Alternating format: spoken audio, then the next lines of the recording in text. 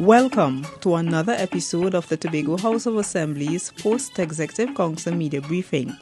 This week, the Chief Secretary, Kelvin Charles, addresses the media.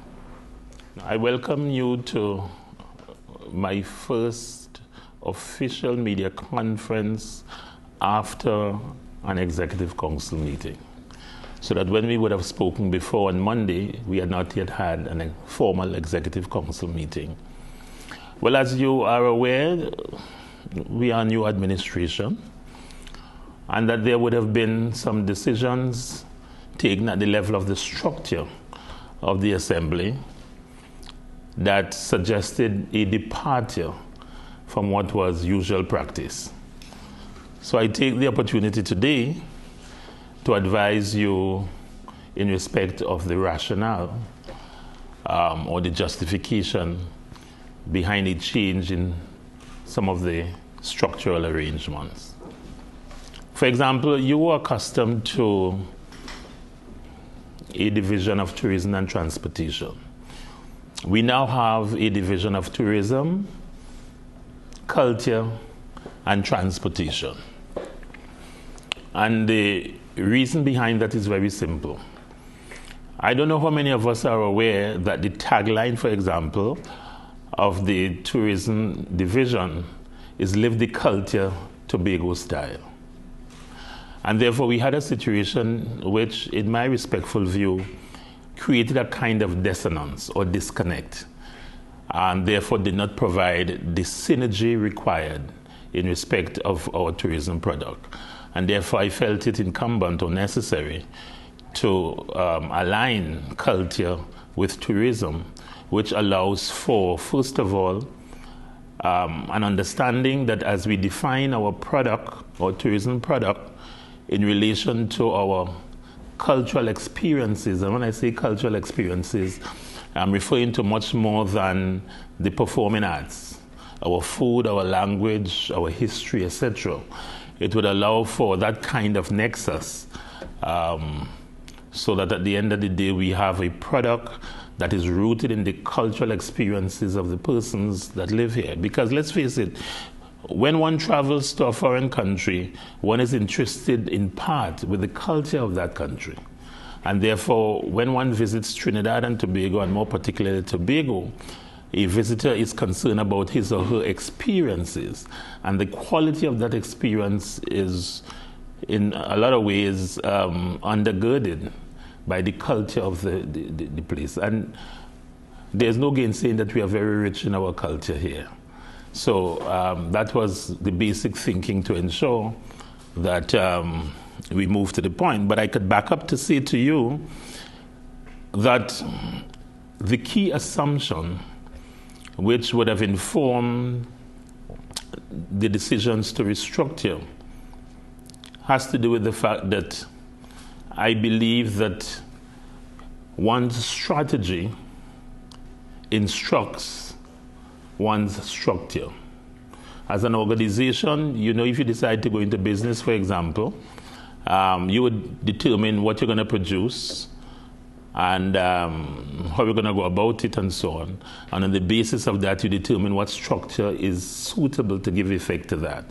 It's a similar thing at this level. And we had signaled that for us, our core emphasis is on tourism, agriculture, light manufacturing, and other kinds of services, undergirded by a robust education system, a solid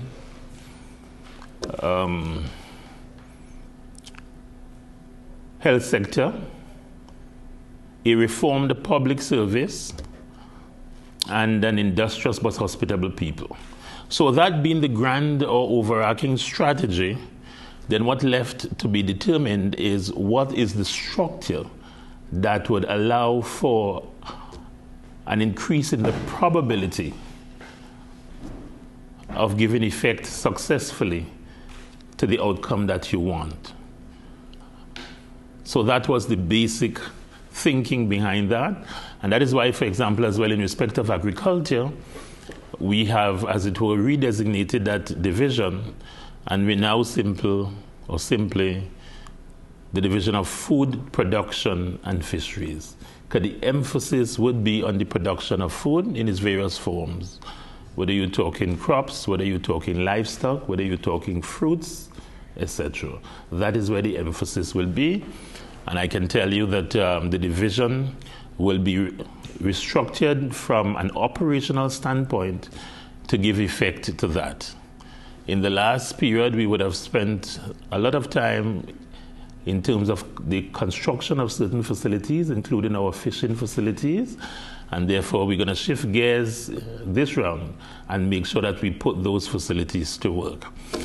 I can say to you as well that the decision has already been taken, and it's just to formalize, because the instruction has been given to the Secretary of Agriculture to move quickly, to engage the relevant stakeholders so that we can come up with an agricultural revitalization plan.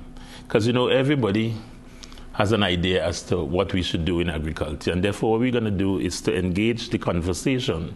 So at the end of the day, we come up with a plan which, in essence, provides a context for and a driver of the actions that are to be taken by the THA, for example, and by families and individuals and investors, so that there's a clear path going forward, so people will be guided in respect of the linkages, let's say, for example, to the school feeding program, the linkages or the preparation for the emergence of sandals once there is a win-win situation that is negotiated. So it's all designed to integrate a number of things to move the development of the agricultural sector to the next level. And reflecting quickly back on tourism, we have already decided that we will move to set up a Tobago Tourism Authority as a mechanism to treat with the whole issue of product development, marketing, and execution of some of the policy decisions relating to that sector. So that as much as today represents our fourth day, as it were, on the job, we are signaling to the community of Tobago that we have hit the ground running. And there are a number of things that we have decided that we would move immediately to engage. Yes, so those are two examples that I cite. A third one that I would cite has to do with the Division of Community Development, Enterprise Development, and Labor. And again, enterprise development, as you know, would normally have been residing in the Division of Finance. So we're now going to shift it to the Division of Community Development and Labor, Enterprise Development. And the idea behind it, again, is to create the nexus and the synergy, because our core developmental program, as I would have emphasized over the last couple of weeks, has to do with a basic model of community development. And we're saying, as we seek to empower the communities and persons therein, and utilizing the informal skills and so on, we'll get to the point where they can move from some of those activities into entrepreneurial activities.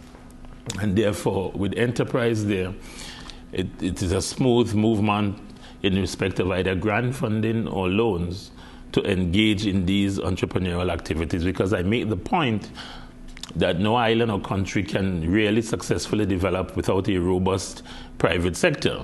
And a precursor to development of a robust private sector is essentially what you do at the level of your small and micro enterprises.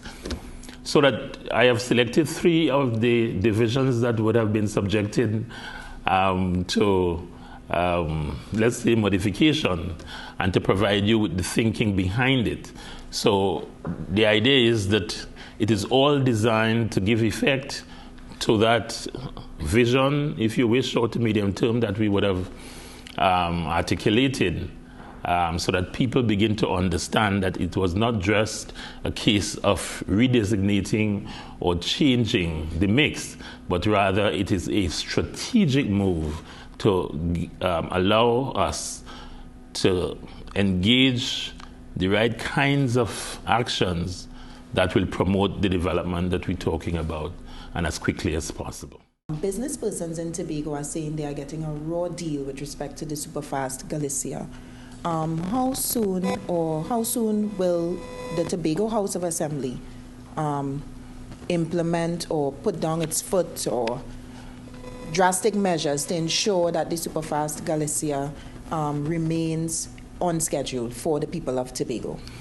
What I can say to you is that there are intense negotiations that are going on as we speak. I'm aware that a note was supposed to go to Cabinet in respect of that matter, but I give you the assurance that we are doing what we can do to ensure a certain level of predictability. And depending on how those negotiations go, we may have to move to a plan B or a plan C. But rest assured that whatever is required to ensure that Tobago does not suffer in respect of goods and services, we will do. Okay. Even if it means renting badges or that kind of stuff. But you know that the people of Tobago are suffering at this time. Well, I don't know exactly what you mean. Okay, with respect to goods, a shortage of some goods in Tobago. You want to name a couple? Chicken for one. French fries is another one, and there are some other goods. Well, interesting. Chicken is a good staple, protein staple, but there may be a question mark as to the French fries, right? Mm-hmm. But I take the point, and in all seriousness, it is a matter that is engaging the attention of the minister as well as the attention of the chief secretary. The other question I have is with respect to bullying in schools. How soon, as Education Secretary, I know you would have taught in schools, so you would have a fair idea as to some of the problems being faced. How soon will we get a grip, or how soon will the Tobago House of Assembly implement strategies, and especially as Education Secretary, with respect to bullying in schools? Because only yesterday the nation would have heard of the 9-year-old who suffered a broken hand with respect to bullying. And I'm sure your administration would not want the situation to be blown out of control in Tobago, where we have a similar situation. It's interesting how you phrase that question. But let me just assure you that bullying is a subset of a set of disciplinary challenges that the school system has to treat with.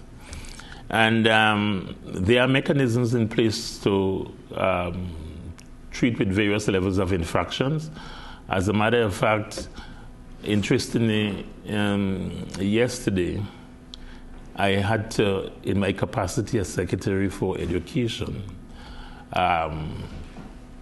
sign and approve requests for suspension, yes, of a couple of students based on recommendations coming from the schools and from the supervisory or supervision sector of the division. So that the system, and of course those of us who are responsible for leading and managing, would take the appropriate action when required to send the kinds of signals that need to be sent.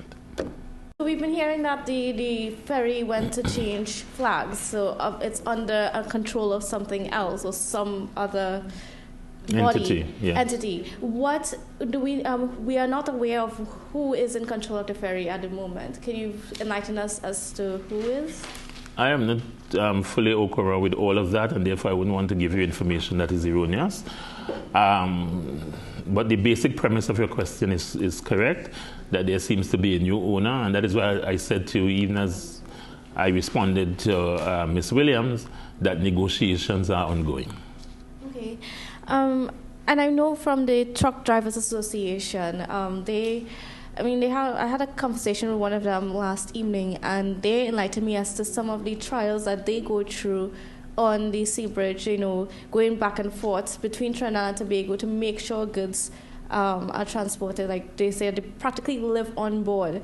And even in Trinidad, when the ferry doesn't sail, their trucks remain at the port, but they are subject to people stealing their batteries and stealing some of the goods from the trucks and so on. I mean, is there any intention to help alleviate some of these problems? Well, let's back up. First of all, one has to know about the problems, and one has to engage in those kinds of discussions. So I am prepared, and you could advise your friend. I am prepared to have a conversation with them in respect of some of the issues they face, so that I can see what actions we can take at this side to alleviate some of those challenges. I have no difficulty doing that. Yesterday I was at the Export to Canada workshop, which was held at Rovenels. And it was more or less trying to enlighten agro processors about the process in getting their products marketed in Canada, the regulations and the specifications that are required to get their product into there. And they were really excited about the prospects because the market is quite open for some of the products that are produced in Tobago, organic products and some of the other authentic things that we produce in Tobago. So I spoke to Ms. Darylyn Smart. I also had the opportunity to speak with some of the Canadian representatives, and they were very positive about what they saw in Tobago and the opportunities to have the Tobago products not only for the diaspora in Canada, but also to a non-national audience. One of the issues that Ms. Smart said that they encountered was raising the funds to attend some of the exhibitions abroad. And they attempted to do that last year, but they never managed to raise enough money. They were advised by the Canadian High Commission that they should attend more exhibitions to actually interact and network with over 800 other persons who are going to be at the exhibits.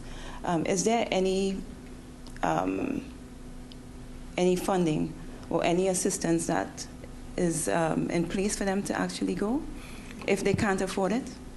Well, we'll have to put that in perspective and put that in context. Because I also would have had a conversation with the High Commissioner to Trinidad, the Canadian High Commissioner to Trinidad, because actually she paid a courtesy call on me yesterday afternoon, so it might have been after the seminar, and we had as well an interesting conversation. But the issue of funding to attend these things, it cannot be a carte blanche, yes, we'll provide the funding. We would have to make some determination as to whatever help we can provide, what are the conditions which would underlie such assistance. Because at the end of the day, we would want to know that your monies, which are the taxpayers' monies, that we invest in these things, there is a return on the investment. So there's a conversation we'll need to have with the agro-processors so that we understand that this is serious business. And we don't mind promoting and assisting, but the type of assistance would have to be defined by a number of reasonable conditions. Very good. Thank you. Yeah, it's two hands off the clap. Yeah, because I think that they're ready for it now. I've heard that before. Huh? Good afternoon, sir. Could you advise where the division of the environment falls within the reassignment of portfolios? Yeah, well, we have the division of natural resources and the environment. So, for example, forestry and so on will remain with food production and fisheries. But the physical environment will move to infrastructure, because one of the challenges we face is the whole issue of coastal erosion. And if we're not careful and act with some level of dispatch, in future when we talk about the size of Tobago, we wouldn't be able to talk about 116 square miles. So it was really designed to create that emphasis in respect of our coastal erosion and situation. But more fundamentally, we'll have to get to the point where we take note of the environment in respect of its degradation. So that's all. Now, that division is labeled infrastructure, quarries, and the environment. And the reason why I signal quarries is because we have to pay some attention to the various quarries we have and the process that we use for mining, because at the end of the day, some element of mining would result in some level of degradation. So these things have to be done in a sustainable manner. So I'm sending the signals that, again, we have to pay attention to certain things. It's not business as usual. The fifth category security isn't for the THA, but how are you going to lobby towards establishing some level of peace and assurance for the... Fair enough. As I indicated, collaboration, of course, with the relevant agencies, but I could say to you up to this morning, I would have had a conversation. As details are worked out, we will advise the Tobago community in respect of safety and crime issues and so on, because I had a preliminary conversation with if an influential person connected with Crime Stoppers and so on, and we are supposed to meet next week to continue the conversation as well as to see to what extent that entity can be engaged as part of an overall strategy involving us at the Tobago House of Assembly level and the security agencies to promote not only training and awareness and all those things that come together to provide, at the end of the day, the level of safety and comfort that you speak about. So that whilst it is not part of our schedule, and when I responded on a previous occasion, I wanted to let people know clearly there are certain things we have responsibility for as defined by law, but that notwithstanding, to the extent that it touches and concerns the lives of our residents in Tobago, we would do what we can do. Because one of the things that I don't want to do at all is to give people the impression that we have responsibility for certain things when we don't. Because to me that is creating a hoax and setting people up, to put it in common parlance. Mm-hmm. And what about the Assembly Police?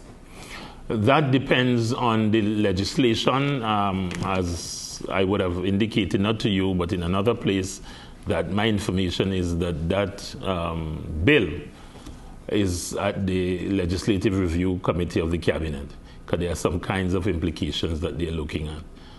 But I said I would want to venture that once local government in Trinidad takes off, because they're talking about police in every one of those, then I can't see the Tobago House of Assembly not being provided with the opportunity to have a similar kind of arrangement. Okay, still I know you like to talk to me, so that's all right. Okay, still on the situation with crime. Is there any plan in train through the education system that may help in stopping crime before it starts? What I can say, the reason that I decided to take the education portfolio along with the heavy work of the Chief Secretary, Office of the Chief Secretary, is because there are a number of things that I am not satisfied with. So, for example, let's take reading, and I'm just saying reading. I cringed every time I recognize that students are leaving our primary schools reading at frustration level. I cringe. Now, the issue of our tourism thrust. Where does an awareness, an acute awareness of the value of tourism to the livelihoods of many of us, where does it start? Should not we have a program in our schools that people become sensitized to the value and the kinds of behaviors that are appropriate for facilitating its growth? Yes? The issue of parenting, because these are some of the small elephants in the room that we have to treat with.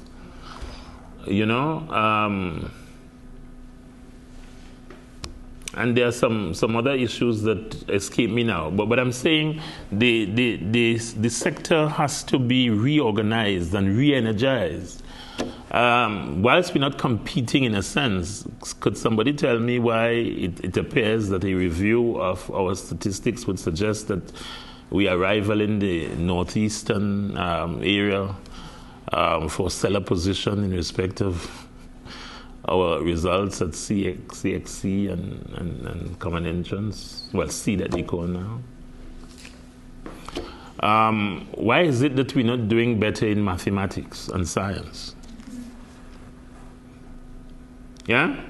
So these are some of the issues that I intend to confront, if you wish, with a certain degree of resolution or resoluteness as I engage those who are stakeholders, primary stakeholders in the system.